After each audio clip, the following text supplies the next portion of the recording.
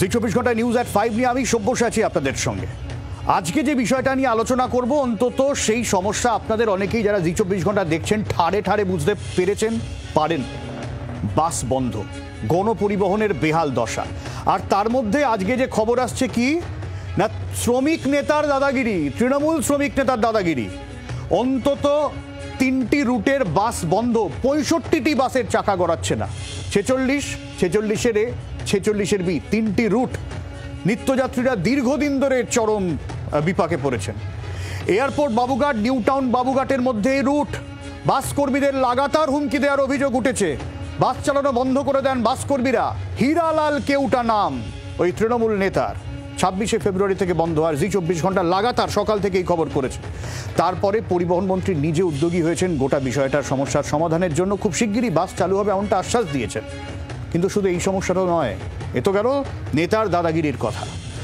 অন্তত যদি হিসেব দিই, গত 7-8 বছরের কয়েকশো বাস রুট বন্ধ হয়ে গেছে। যারা বাসে যাতায়াত করেন এখনো তারা জানেন কি পরিস্থিতি বাসের, ভাড়ার কি পরিস্থিতি। যে যা পাচ্ছে ইচ্ছা মতো ভাড়া। কোভিডের পর অটো রুটের সংখ্যা বেড়ে গিয়েছে, টোটো রুটের সংখ্যা বেড়েছে, কিন্তু বাস রুটের সংখ্যা কমছে। বাস মালিকরা বলছেন অটো টোটো দৌড়াতে তাদের ব্যবসা চালাতে সমস্যা হচ্ছে। তার ওপর রয়েছে পুরনো বাস, সেগুলো এই বছরে মেয়াদ শেষ হবে, তা নিয়ে মামলা মোকদ্দমা চলছে। ফলে একেবারে গণপরিবহনে, বিশেষ করে বাস রুট যদি দেখি, যেখানে লোক ভরসা করেন অনেক বেশি সংখ্যায়, জেলায় তো রয়েছে, কলকাতা তো অবশ্যই, তার হাল কিন্তু বেশ প্রশ্ন তোলার মতন। অনেকগুলো রুট ইতিমধ্যে বন্ধ হয়ে গেছে, তার তালিকাও আপনাদের সামনে রাখবো। যেগুলো রুটগুলো বন্ধ হয়ে গেছে, বাস হোক, সাধারণ বাস হোক, মিনি বাস হোক, বন্ধ হয়ে গিয়েছে। আর অন্যান্য রুটে বাসের সংখ্যা কমে গিয়েছে। দুইজন রয়েছেন আমাদের সঙ্গে, দুই গেস্ট আপনাদের সঙ্গে আলাপ করে দিই। আমাদের সঙ্গে বিজেপির তরফ থেকে রয়েছেন তন্ময় মুখোপাধ্যায়, তৃণমূলের অর্পণ ব্যানার্জি রয়েছেন আমাদের সঙ্গে, অর্পণ বন্দ্যোপাধ্যায়। আমি শুরুতে অর্পণের কাছে আসা। অর্পণ, বাসে যাতায়াত করা হয়? না, একদম। তোমার কোন রুটটা পড়ে মোটামুটি? মূলত আমাকে হাওড়া থেকে আসতে হয়। হাওড়ার মানে নবান্নের সামনে থেকে বাসে আসতে হয়। হাওড়ার কতগুলো রুট একটু বাদে আমরা দেখাবো, যেখানে একাধিক রুটে বাস বন্ধ হয়ে গিয়েছে। তোমার কি মনে হয় না এই যে সাধারণ মানুষ বাসের ওপর এত নির্ভরশীল, প্রত্যেকের তো এই ক্যাবে, বাইকে আসার মতন ক্ষমতা থাকে না। আর অটো ফটো তো বোধহয় দ্বিতীয় হুগলি ব্রিজ পেরিয়ে আসবে, এরকম তো বিষয়টা নয়। তাহলে না, বিষয়টা হচ্ছে একদমই তাই। আমরা প্রত্যেকেই, আমরা যারা মধ্যবিত্ত, নিম্ন মধ্যবিত্ত স্তরে বিলং করি, আমাদের কারুর পক্ষেই একটা লং ডিস্টেন্স, মোটামুটি 10 কিলোমিটার বা 12 কিলোমিটার জার্নি, আমি যদি আমার বাড়ি থেকে শিয়ালদা অব্দি আসতে চাই, আমি যদি আমার বাড়ি থেকে ধরুন আপনাদের এখানে অফিস অব্দি আসতে চাই, কখনোই আমার পক্ষে অ্যাপ ক্যাব বা যদি ক্যাব বাইকও হয়, সেটাও আমার পক্ষে অ্যাফোর্ড করা সম্ভব হয়ে ওঠে না অনেক সময়। তো সেই জায়গা থেকে দাঁড়িয়ে বাস একমাত্র ভরসা, এটা অস্বীকার করার জায়গা নেই। আমি নিজে যখন 2016 সালে কলেজে পড়ছি, ফার্স্ট ইয়ার সেকেন্ড ইয়ার, আমি আমার বাড়ির সামনে মন্দিরতলা বলে একটি বাস স্টপ আছে, সেখান থেকে যে দুটি বাসে করে মূলত শিয়ালদা অব্দি যেতাম, সেই দুটি বাসে এখন বন্ধ হয়ে গিয়েছে। সব্যসাচীদা, আপনি একটা খুব ইম্পর্টেন্ট কথা বললেন যে গত 7-8 বছরে প্রায় 100টার ওপর বাস রুট বন্ধ হয়ে গেছে। এবার আমরা যদি গত 7-8 বছরের পরিসংখ্যান দেখি, তাহলে গত 7-8 বছরে, অর্থাৎ এটা 2025 সাল আমি ধরে নিতে পারি, 2018-17 ওই সময় থেকে, সেই সময় রাজ্যের পরিবহন মন্ত্রী ছিলেন রাজ্যের বর্তমান বিরোধী দলনেতা, এবং তার যে খারাপ পারফরমেন্স, সেই কারণে তার কিছুটা ডানাও ছাটা হয়েছিল। কিন্তু কখনোই আমরা তার দায় বিজেপিকে দিতে পারি না, কারণ তিনি পশ্চিমবঙ্গ সরকারেরই পরিবহন মন্ত্রী ছিলেন। কিন্তু আমি আবারও যেমনটা বললাম, তার পারফরমেন্স নিশ্চিতভাবে খারাপ ছিল এবং সেটা মাননীয় মুখ্যমন্ত্রীর গোচরে ছিল। সেই কারণেই তাকে আস্তে আস্তে তার ডানা ছাটার ব্যবস্থা করা হয়। এই যে রুট সব বন্ধ হয়ে গেল, শুভেন্দু অধিকারী দায়ী? না, শুভেন্দু অধিকারী একদমই দায়ী নয়, আমি সেটা বলছি না। মাননীয় মুখ্যমন্ত্রী বহুবার যখন নবান্নে প্রশাসনিক বৈঠক করেছেন বা মন্ত্রিসভার বৈঠক করেছেন, সংবাদ মাধ্যমের সামনে আমরা দেখেছি, আপনারাই দেখিয়েছেন, যে তিনি বারংবার পরিবহন মন্ত্রীকে নির্দেশ দিয়েছেন যে এই বাস রুটগুলো বন্ধ হবার জন্য, বা অনেক বাস যেগুলোর সংখ্যা অনেক কমে গিয়েছে, এর জন্য সাধারণ পথযাত্রীদেরকে দুর্ভোগের সম্মুখীন হতে হচ্ছে। এই পরিবহন মন্ত্রীর আমলেও মুখ্যমন্ত্রী উষ্মা প্রকাশ করেছেন। সেটাই তো বলছি, আমি এই পরিবহন মন্ত্রী, আমি আমাদের মুখ্যমন্ত্রীকে উষ্মা প্রকাশ করতে হবে। তার কাজ সব বিষয়ে নজরদারি করা, সব ক্ষেত্রে তাকে বলতে হবে, ঠেলা দিতে হবে। আইন শৃঙ্খলার ক্ষেত্রে, বেআইনি হকারের ক্ষেত্রে, বেআইনি জমি দখলের ক্ষেত্রে, বাস বন্ধ হয়েছে তাই ক্ষেত্রে সব মুখ্যমন্ত্রীর একার দায় অর্পণ? না, অ্যাবসলিউটলি একার দায় নয়। যারা সরকারি আধিকারিক রয়েছেন, মাননীয় মন্ত্রী আমাদের স্নেহাশিস চক্রবর্তী অত্যন্ত সজ্জন এবং ভদ্রলোক, তিনি দায়িত্ব নিয়ে কাজ করছেন, কিন্তু কোথাও যে সর্ষের মধ্যে ভূত নেই এই কথাটা বলবো না। আচ্ছা আচ্ছা, আমি আসবো অর্পণ, একটু তন্ময়ের কাছ থেকে উত্তর নিই। তন্ময়, দেখুন, মানুষের ভোগান্তির কারণটা কি? কারণটা হচ্ছে যে তৃণমূলের নেতা যে বাস সিন্ডিকেটে রয়েছে তার দাদাগিরি, তার তোলাবাজি। তো এটা তো নতুন কিছু নয়। তৃণমূল দলটা মানেই তোলাবাজদের দল আর এই গুন্ডা মাস্তানদের দল, আর তার জন্য সাধারণ মানুষকে ভুগতে হচ্ছে। আজকে আপনি দেখুন এই বাস মালিকরা, এখানেও দেখবেন তৃণমূলের আছে। তো এই দুই তৃণমূলের দ্বন্দ্বের জন্য আর গন্ডগোলের জন্য সাধারণ মানুষকে বাসে চলতে পারছে না। আজকে এনারা বড় বড় কথা বলছেন যে 3 দিন বাস বন্ধ আছে, আর মালিকরা বলছেন যে আমরা এই পরিবহন দপ্তরে গিয়ে সেখানকার সেক্রেটারিকে চিঠি দিয়েছি এই ব্যাপারে। তো সেই ব্যাপারে কিছু হয়নি কেন এতদিন? কেন এই অবস্থা পর্যন্ত গেল যে বাসগুলোকে তাদেরকে রাস্তা থেকে তুলে নিতে হলো? এর জন্য দায়ী কে? এর জন্য আপনি দেখবেন, বলবেন মুখ্যমন্ত্রী খুব রেগে গেছেন, পরিবহন মন্ত্রী দুঃখ পেয়েছেন, বাড়িতে একবেলা না খেয়ে বসে আছেন। ওইসব মানুষ শুনতে চায় না, ওইসব মানুষ জানতে চায় না। নাটক অনেক দেখছে মানুষ। আপনারা জানেন এই গত মাসেই মুখ্যমন্ত্রী প্রচন্ড বকা দিলেন যে পরিবহনের এতগুলো বাস কেন এখনো হয়নি। পরের দিন কি হলো? পরিবহন মন্ত্রী স্নেহাশিস চক্রবর্তী ক্যামেরা নিয়ে এখন রাস্তায় নেমে গেলেন, বিরাট কিছু কাজ করছেন, বেশ কিছু ফটো উঠলো, টিভিতে দেখানো হলো, তারপরে কি হলো? সব চলে গেল। আর আপনি এটা বললেন এই কোভিডের সময় অনেক রুট বন্ধ হয়েছে, কোভিডের পরে বন্ধ হয়েছে, কারণ বাস মালিকদের একটা দাবি ছিল যে বাসের ভাড়াটা বাড়াতে হবে। এরা ভাড়াটা বাড়াবে না, উল্টে এমন ভাবে করবে যে মানুষ ইচ্ছা মতন তাদের কাছে ভাড়া নেওয়া হবে। না, অর্পণ তো বলছে শুভেন্দু অধিকারীরও দায় আছে অনেকটা। হ্যাঁ, শুভেন্দু অধিকারী তো সেই সময় একসময় ছিলেন, তিনি তো বিজেপি কেউ ছিলেন না, তখন তৃণমূলে ছিলেন। তো শুভেন্দু অধিকারী কাজ করছিলেন না, তাহলে মুখ্যমন্ত্রী কে করছিলেন? তাহলে শুভেন্দু অধিকারীকে কেন এই এখন স্নেহাশিস চক্রবর্তী কাজ করছেন না, তো মুখ্যমন্ত্রী কি করছেন? তাহলে এরকম মুখ্যমন্ত্রী থেকে লাভ কি আছে? তাহলে শুভেন্দু অধিকারী তখন সরানো উচিত ছিল, এই মুখ্যমন্ত্রীকে সরে যাওয়া উচিত ছিল। কারণ আলটিমেটলি সাফার তো করছে জনগণ, সাধারণ মানুষ। সে দোষ যে পরিবহন মন্ত্রীর হোক আর মুখ্যমন্ত্রীর হোক। অর্পণ, না, বিষয়টা হচ্ছে এটা তো অবান্তর কথা। পরিবহন মন্ত্রীর কোনো একটি কাজের গাফিলতির জন্য যদি মুখ্যমন্ত্রীকে পদত্যাগ করতে হয়, তাহলে মহাকুম্ভের এত মৃত্যুর জন্য প্রধানমন্ত্রী স্বরাষ্ট্রমন্ত্রীদের পদত্যাগ করতে হয়। আমি সেই বিতর্কে যাব না, কিন্তু নিশ্চিতভাবে এই যে নির্দিষ্ট ঘটনাটি যেটা বাগুইহাটিতে ঘটেছে বলে আপনারা কভারেজ করেছিলেন, এবং কার্যত আপনাদের কতকটা সংবাদ মাধ্যম হিসাবে জি24 ঘন্টাকেও আমি ধন্যবাদ জানাবো যে আপনারা গঠনমূলক ভূমিকা সেখানে পালন করেছেন এবং তারপর ব্যবস্থা গ্রহণ করা হয়েছে। এবং যে শ্রমিক নেতা হীরালাল, যার নাম এখানে দেখানো হচ্ছে, আমি লোকটাকে চিনি না, এরা কতটা নেতা কোন পদে আছে জানাও নেই, তবে এরা যে স্তরেই থাকুক না কেন এরা দলের জন্য বিস্ফোরার কাজ করে।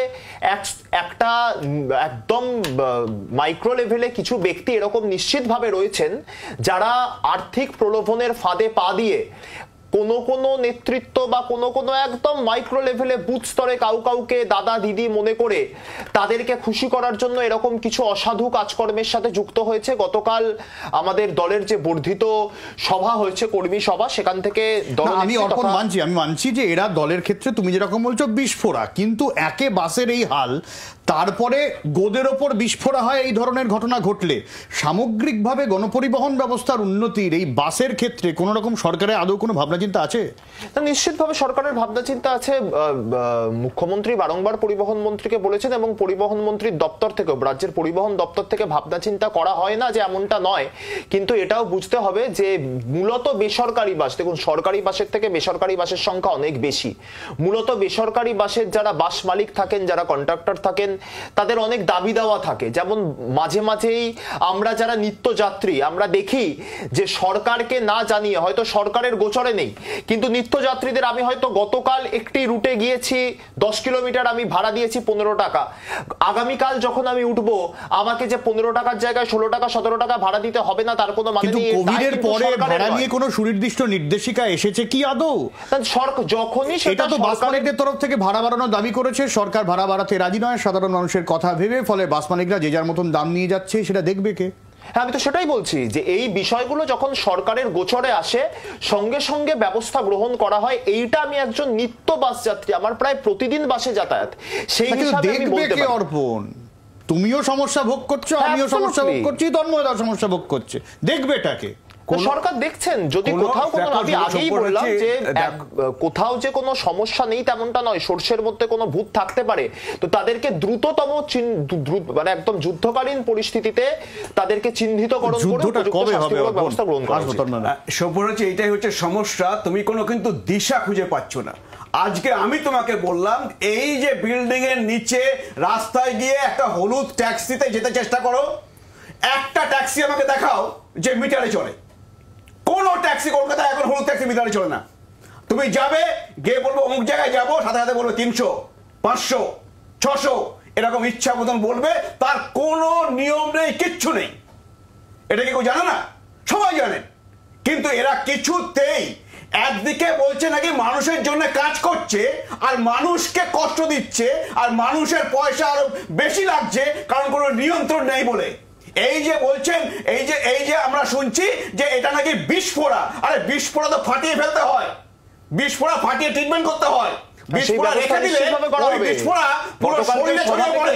এইরকম বিস্ফোরা তৃণমূলের শরীরে ছড়িয়ে গেছে বলে মাথা থেকে পা পর্যন্ত পচে গেছে তৃণমূলের, কারণ এই বিস্ফোরাগুলো ট্রিটমেন্ট হয়নি। বড় বিস্ফোরণটাকে আপনারা নিয়ে নিয়েছেন, ফলে এখন অতটাও আমাদের সমস্যা নেই। আজকে যদি এই যে নেতারা যেটা করছেন, ওকে কান ধরে সরিয়ে দিন ওখান থেকে, ইউনিয়ন থেকে, কারণ ক্ষমতা আছে।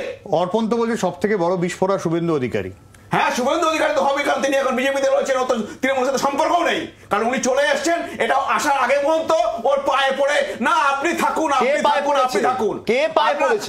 সবাই জানেন আপনি, ওই যে মিটিং এ গিয়ে সেই ভিডিও ফুটেজ আছে, কোনো প্রমাণ আছে শুভেন্দু অধিকারীর মুখের কথা, শুভেন্দু অধিকারীর মুখের কথায় বিশ্বাস করতে হবে যে ওর পায়ে পড়েছে। তিনি 2020-তে চলে এসেছেন, আজকে 2025 গন্ধে কে ওর পায়ে পড়বে? কি বলবে 100 টাকা আগে অমুক ছিলেন না? কিন্তু তন্ময়দা, যদি শুভেন্দু অধিকারী যখন পরিবহন মন্ত্রীর দায়িত্বে ছিলেন তার আমলেও যদি এই অবস্থা হয়ে থাকে, তাই তো তারও শুভেন্দু, আমাদের নয়, তাহলে তাকে পরিচালনা করছিল কে? মুখ্যমন্ত্রী। তাকে দায়িত্ব দিয়েছিল কে? মুখ্যমন্ত্রী। তো তিনি যদি কাজ না করেন তার দায় মুখ্যমন্ত্রী, তাই নাকি? তোমাকে কে দায়িত্ব দিয়েছে? শুভেন্দু কাজ করেনি তো? তোমাকে কে দায়িত্ব দিয়েছে? এই চ্যানেল কাজ না করো, অপরপক্ষকে নিয়ে বিরোধী দল হতে বানালেন কেন? সব পরিচালনা না করতে পারো, তার দায়িত্ব তোমাকে যিনি দিয়েছেন তার, তাই নাকি? কিন্তু তন্ময়দা, এটাও তো ফ্যাক্টর। আজকে আমি যদি মমতা বন্দ্যোপাধ্যায়ের জায়গায় প্রধানমন্ত্রী এবং নরেন্দ্র মোদীর জায়গায় মুখ্যমন্ত্রী বসিয়ে ফেলে, তো অফিস আমাকে বকা দেবে, তার দায় আমার। কারণ আমি বলছি আমাকে 24 ঘন্টার দর্শক দেখছেন, ইনিশিয়াল দায়টা আমাকে তো নিতে হবে। সাধারণ মানুষ কি দেখবেন যে চ্যানেলের মালিক কি বা চ্যানেল কি হবে? দায় তো আমার, ইনিশিয়ালি আমার, ওনার মন্ত্রিত্ব।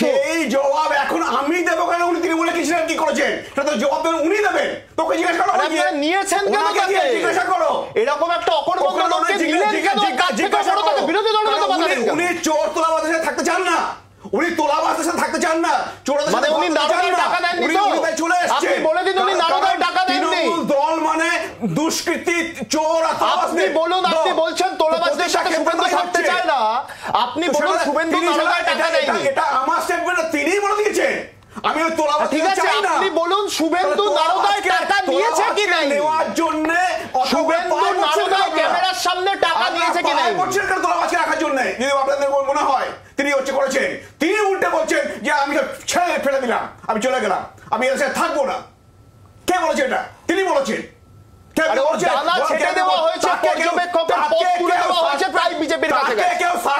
নরেন্দ্র মোদীর বুট চাটতে গেছে, তাকে সাসপেন্ড করেছে, বহিরাগতদের বুটের তলায় গেছে। আমার যদি পছন্দ না হয় কারোকে, আচ্ছা, তার মানে অর্পণ টেকনিক্যালি এটা দাঁড়াচ্ছে, যদি পরিবহনের এই অবস্থা যদি না শুধরায় তাহলে সরকার কড়া পদক্ষেপ করবে। নিশ্চিতভাবে কড়া পদক্ষেপ করা হবে। মুখ্যমন্ত্রী সেই কথা। আর কবে? সে দ্রুত পদক্ষেপ করা হবে, মুখ্যমন্ত্রী বারংবার বলেছেন। এবং এই ধরনের আমি ঘটনা নির্দিষ্টভাবে বলতে পারি, আমার মুকুন্দপুরে বাড়ি, আমি আমার অফিসে আসতে গেলে বাসে যদি আসতে চাই হিমশিম খেতে হয়। চোখের সামনে অন্তত 2 থেকে 3টি বাস বন্ধ হয়ে গেছে। নির্দিষ্টভাবে নিউ গড়িয়া থেকে সেক্টর 5-এ একটা বাস আসতো। আমি যখন মোটামুটি কলেজ পাস করেছি তখন থেকে বাসগুলো চলতো, ভালো চলতো। সেই বাসের কাঠামোগুলো এখন ওখানে পড়ে আছে। দায় কার? না দেখুন, পুরনো বাস অনেকগুলোই বন্ধ হয়েছে, বন্ধ হয়নি যে এমনটা নয়। আমার নিজেরও অভিজ্ঞতা আমি আপনাকে বলতে পারি। দুটি বাস রুট যেটা আমি বলছিলাম, আমাদের এখান থেকে শিয়ালদহ অব্দি যাওয়া যেত আমাদের বাড়ির কাছ থেকে, K11 একটি, আরেকটি হচ্ছে B garden Sealdah botanical garden থেকে ছাড়তো। এইগুলো বন্ধ হয়ে গিয়েছে। এগুলো পুরনো বাস রুট। তার বদলে যে একদমই নতুন বাস রুট, নতুন বাস দেওয়া হয়নি তেমনটা নয়। হয়তো আমি আমার ব্যক্তিগত অভিজ্ঞতা থেকে বলতে পারি, হয়তো ওই মন্দিরতলা বলে যে স্টপেজটা আছে সেখান থেকে হয়তো তার সেই বাস দেওয়া হয়। একটা অভিযোগের দিকে আসছি, অদূরে একটি জায়গা আছে সেখান থেকে আরো নতুন বাস। একটা অভিযোগের দিকে আসছি, এটা অর্পণ তন্ময়দা দুজনের কাছ থেকে উত্তর নেব। এরকম একটা অভিযোগ ওঠে যে বাস রুটগুলোকে ভেঙে ছোট ছোট অটো রুট তৈরি করা হচ্ছে। এটা কি সত্যি? এটা কি ঠিক অভিযোগটা? না দেখুন, আমি আমার কথা বলতে পারি। আমাকে যেহেতু, আমি যদি কোথাও আসতে চাই আমাকে দ্বিতীয় হুগলি সেতু পার করে আসতে হয়, এবং দ্বিতীয় হুগলি সেতুতে তো অটো চলার কোনো পরিস্থিতি নেই। বা ধরা যাক দ্বিতীয় হুগলি সেতু পার করলে, এটা কি বাস মালিকরাও বলেছেন যে অটো এবং টোটোর যে দাপট, এবং সেই দাপটে তাদের বন্ধ করে দিতে হচ্ছে বিভিন্ন বাস রুটে সমস্যা হচ্ছে। আবার এর সঙ্গে আবার তৃণমূলের সিন্ডিকেটের অভিযোগ উঠছে। না দেখুন, এই অটো, আমি খুব স্পেসিফিক বলছি, অটো টোটোর দাপটের জন্য বাস বন্ধ করে দেওয়া, তার প্রভাবটা কিছুটা কলকাতার বুকে থাকতে পারে, বা এই সল্টলেক এই চত্বরগুলোতে থাকতে পারে, বা ওই বাগুইহাটি, কেষ্টপুর, জোড়া মন্দির, বা ওই যে সাইডটা বারাসাতের দিকে সেই দিকটা থাকতে পারে। কিন্তু আমার যে নিত্য যাতায়াত, আমি আমার ব্যক্তিগত অভিজ্ঞতা যদি আপনাকে বলি, আমি যে রুট দিয়ে যাতায়াত করি, অর্থাৎ ধরা যাক মোটামুটি আমার নবান্নের কাছে আমার বাড়ি, নবান্ন থেকে যদি আমি রবীন্দ্র সদন পর্যন্ত আসতে চাই, বা পার্ক স্ট্রিট পর্যন্ত আসতে চাই, বা ধর্মতলা পর্যন্ত আসতে চাই, সেই ক্ষেত্রে কিন্তু কোনো অটো রুট সেখানে নেই, অটো চলাফেরা করে না সেখানে, সম্পূর্ণভাবেই বাস চলাফেরা করে। তার মানে এটা মিথ্যে অভিযোগ? না, একদমই মিথ্যে নয়। আমি তো বলছি কোথাও বিক্ষিপ্তভাবে হয়ে থাকতে পারে, এটা আমি একদমই আমি এটা নিয়ে তন্ময়দার কাছে উত্তরে আসবো, এবং আমরা সলিউশনও খোঁজার চেষ্টা করবো। আলটিমেটলি তর্ক করে গেলে তো হবে না, এটা আদৌ সমাধান আছে নাকি এটাই ভোগান্তি, এটাই ভবিষ্যৎ। ফিরে আসি বিরতির পর, সঙ্গে থাকুন।